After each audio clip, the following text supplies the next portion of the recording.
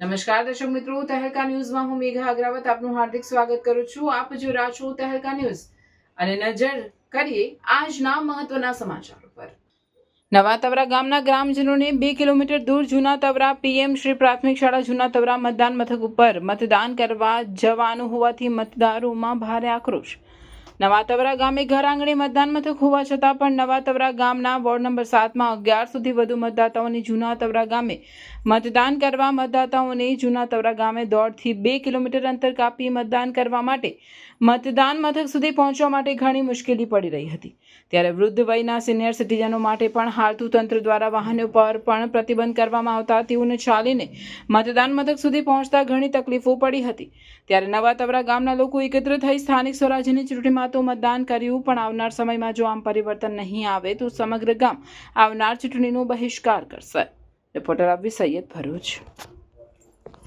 જગદીશભાઈ ગણપતભાઈ, રહેવાસી નવા તવરા. સ્થાનિક સ્વરાજ્યની ચૂંટણીનું મતદાન આજરોજ થવા જઈ રહ્યું છે. તો એમાં આજરોજ નવા તવરાના 7મા વોર્ડના લોકોને મતદાતાઓને ઘર આંગણે મથક હોવા છતાં એમને 2 થી 2.5 કિલોમીટર દૂર મતદાન બાજુના ગામમાં જૂના તવરા જવું પડી રહ્યું છે. હવે એમાં વિષય એવો બને છે કે ઉંમરવાળા લોકો જેમ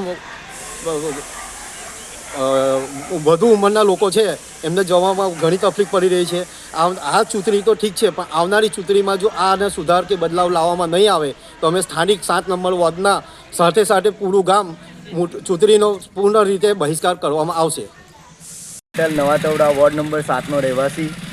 અમારા ઘરના આંગણે મતદાન મથક હોવા છતાં અમારે 2 કિલોમીટર દૂર મતદાન મથક અમને આપ્યું છે.